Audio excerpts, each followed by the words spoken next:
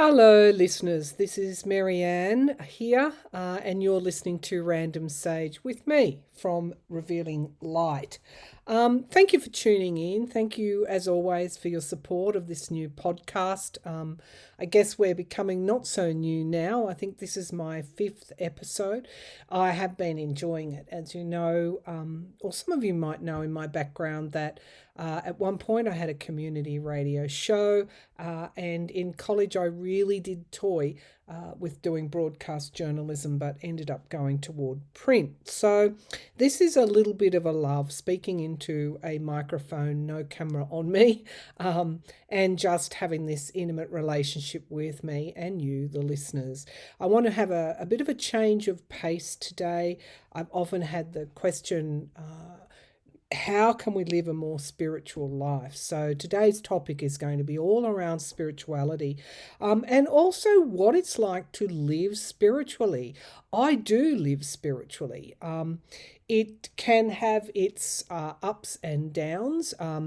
There is a reasonable amount of being introverted at times, to balance out that extrovert part of my nature, where I have to, not have to, but where I do speak to tens and tens of thousands of people through my YouTube channel and through my various other platforms. Remember, I started out as a writer. And on that, I've never lost my love of writing, but I have now, I don't know, branched out, if you want to call it that, experimented with, diversified, I guess, into other forms of communication. But communication has always been the thing for me. So that's living this spiritual life, having this close connection with what I refer to as my blueprint, what I came into this life to do, was definitely to communicate to you about spirit. I was given fairly strong clairvoyance. I've studied under mediums over the years, and all of them remark on this strength of my clairvoyance. And these, if you've been following me for any length of time, you'll know that some of those images that I get can be right on the money, and they do help me to piece things together. So, yeah, living a spiritual life. I just want to, well, you can get anything in the day from whizzing orbs around you, white lights, to apparitions starting to form like a, if you can just imagine the heat waves in the shape of a body, that is what I'm currently seeing. And then the image of that person comes to me both clairvoyantly and also clairaudiently as well. I probably have a reasonable sentience, which is that knowing in my intuition. Certainly, sometimes I will just be doing a reading and I will just know something and it will come to me randomly and I'll say it. And those are sometimes form the basis of my most accurate predictions. But I believe that I'm here I'm here doing this because it allows a wider audience to see that spirit is living around us. It's both within, it's without us, it's all around us, it's all encompassing. And if we switch on to that notion or that idea or that belief, then we start to live a spiritual life. The other day I was doing a reading in a live stream, and before I started that, this was on one of my platforms, and before I started it, I've long been asked to do a mediumship reading on John F. Kennedy, America's Democratic Party president, I would say one of the most famous, and was cut down and assassinated well before his time, but his legacy, of course, is strong and lives on. I believe John F. Kennedy was the real deal. I believe that he was a very good man who really had it within his heart to try and help make lives better. But I didn't want to bring him forward and be gratuitous in any way, because you can go onto YouTube, type in his name, mediumship reading JFK, and you will come up with a lot of people that channel him almost like, well, no, I won't say anything further on that. What other readers do and are entirely their business. However, I didn't want to just bring him forward for the sake of bringing him forward. And if you've watched my channel on YouTube, you'll know that I only really channel when I know that this person that I'm getting is absolutely what we say in Australia, ridgy-dig, fair income, the real deal. And so I look for pieces of information that will validate that I have that person. So, long story short, opened up for JFK, politely asked him to come through. Next thing I see, a gardener's hand. This gardener's hand, gardener's glove, was showing me so many flowers. Lilies, roses, and then when one flower was formed, it would give way to bright yellow-faced flowers, just an array of flowers, and also a pond with water lilies in them. I had no idea why JFK, if this indeed was JFK, was giving me these images until one viewer, who I might say is probably quite intuitive herself, well, I know so, said, "You're picking up the garden, the rose garden at the White House. This, many people think it was Jacqueline Kennedy's project. It was not. JFK, John F. Kennedy, was absolutely passionate about the rose garden, and that's what I believe you're getting." And I said, "Thank you. That's the validation I was looking for." When I got off that live stream, I immediately went and found out about the rose garden. She was absolutely right. John F. Kennedy was absolutely obsessed with establishing the rose garden at the White House. He worked very closely with the gardener, the gardener's glove, the gardener's hand, and they went through so many choices of flowers. JFK wanted to go back to Roosevelt's time, who also had a love of flowers, and try and pick up those historic breeds, I guess, of flowers, types of flowers. And of course, when I then did further research, I found out that common in Roosevelt's time was, I think it was Roosevelt that he was, no, Jefferson, sorry, Thomas Jefferson. My apologies. I'm not, as you see, a full bottle on American presidents. But Jefferson, he wanted to recreate Jefferson types of flowers. And in that time, of course, lilies were very, very popular. And then I thought, okay, and then daffodils, and of course the roses, and many other flowers. I think if I asked him, he will show me. I wondered what the pond was about, and I later found out there was a lily pond that was established at the White House within that garden or around about the same time. So why was he showing me all that? I do believe that he's absolutely mortified that it was ripped up and destroyed by the previous former President Trump and his wife Melania. I think he's absolutely, that old saying, it would make him turn in his grave. I think that's exactly what he's doing. So there was a sort of a sadness there as well. Anyway, I declared then and there that I would do some further channeling of JFK at a future moment, because I do believe I got the real deal. So back to living a life spiritually, these sort of things happen all the time with me. I will be sitting in my lounge room. I will see, the apparitions start to form, immediately get a picture of a long-haired woman with a brownish kind of hair, and then I've got to piece together who this is and why they're here. And I can do that in a number of ways. I can allow the Clair audience to come through. I can allow the clairvoyant pictures to unfold. I can also use tools like dowsing rods, tarot cards, and multiple other types of, paranormal equipment.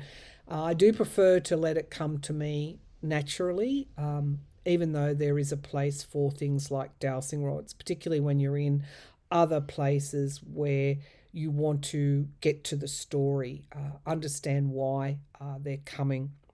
So I can be sitting in the lounge room and seeing these apparitions evolve. I can feel the whizzing. I can actually feel the movement of the orbs that are around me.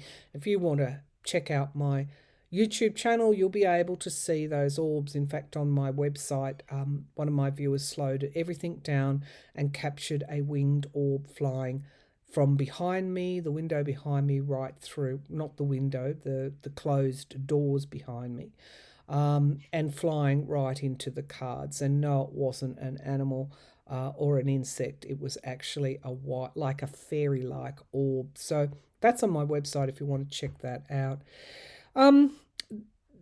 These things happened to me when I was a kid. In fact, I got quite scared of them because I would see patterns start to form around me and sense that I wasn't alone, and I would scream in terror because I just knew someone else was in the room with me. The clairvoyance, of course, was constant. The dreams, the prophetic dreams, the ESP, picking up other people's thoughts, that has, I'm going to say, dogged me all my life. But I'm understanding it more now. I'm not afraid, and I'm making sense of why these things happen around me. One of the benefits here is having a very strong connection with my passed over loved ones. I have my mother, my father, my sister, my nana, my grandma, various aunts and uncles in spirit, as well as three very good male friends that were with me for very important periods in my life. They were friends, and very special friends as well. And so I feel them around me at various times, and they're there providing me with strength in when I'm facing some sort of trouble. The other relationship I have with the spirit, I call these relationships with the spirit world, is with my guardian angel. I have felt very, very strongly from being a little girl that someone, a guardian angel, was walking beside me very closely, never far from me. In all my travels across the world, I always felt a guiding hand and a feeling of protection. And so I still feel that to this day, and I speak to my guardian angel. In fact, I speak to the angels because I do actually believe that there are, pardon me, there are angelic beings around us and walking with us, and energetic, benign, divine, energetic beings here to help us. So how can we live a more spiritual life? How can you live a more spiritual life? Well, I guess we have to start with wanting to live that more spiritual life. And some of that is around quietening your mind, knowing, trusting. Trusting is the word I want to use here. Trusting your own intuition, opening your, first of all, protection is critical, because whenever we're opening ourselves up to spirit, we need to be sure that we are going to bring through benign and divine beings. And so cloaking yourself, imagining yourself in a ball or a cocoon of white light, and asking God, Our Lady, Goddess, Buddha, the angels, for divine protection, and allowing only what is filled with light and of a higher vibration to come through, and asking for protection before you do any of this kind of work is paramount. Once you've done that, quietening your mind, moving into some kind of meditation, or just listening to some quiet music, ask your question and allow the answer to arise within you. Now, I'm going to draw some cards. I always draw a tarot read or do some kind of predictive clairvoyant work in these podcasts. So I'm just going to ask the question, how can we live a spiritual life? I have the Cosmic Tarot deck. It's a deck that reminds me very much of my father, and so I thought it was appropriate to use it today. And in fact, I asked my passed over loved ones to protect me as well, to walk with me and give me whatever help that they can from the spirit world. And I sense them very close in times of trouble.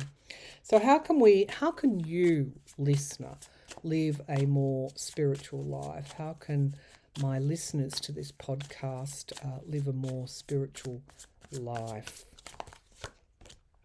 The High Priestess comes out straight away. If any of you who know about the tarot know that the High Priestess is straight away your intuition. It is genderless intuition. It's not. It's a balance of yin and yang, and it's about trusting yourself, trusting your soul, trusting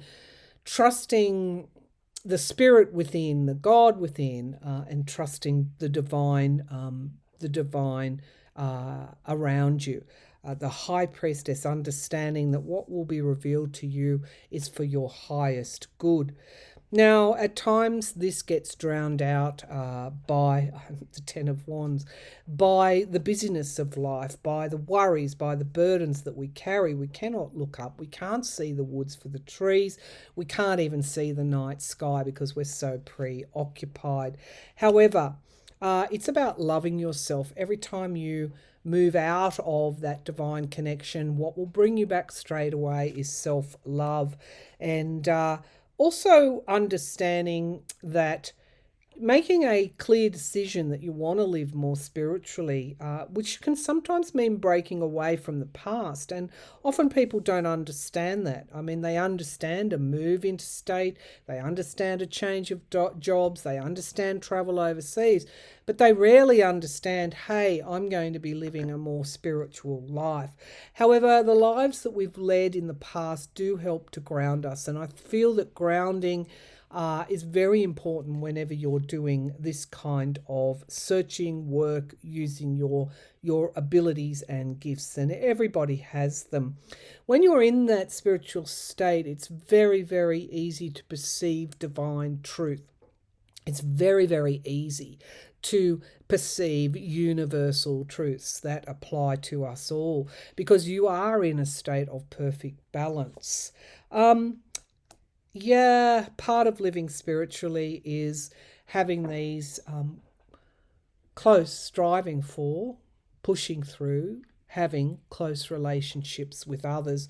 Love is at the core of all spiritual life. And patience as well. Understanding that what you're picking up now maybe is to unfold in the future, and then trusting that the future will arrive. And it's when you lose that trust in your own intuition that things start to go off the rails, and then you start to doubt yourself, and then this spiritual living, which is so enhancing, tends to come to an end. So stabilizing spiritual living is about trusting in the future and being strong in that trust, not being airy-fairy, but being strong in it. It does take work and it does take skill to keep a spiritual life vibrant, vital, and moving forward. But it is so worth the climb because it gives you a feeling of reunion with not just God, the Creator, but also with everything around you, with nature, with animals, with loved ones, with those in the spirit world. And it's a joyous reunion.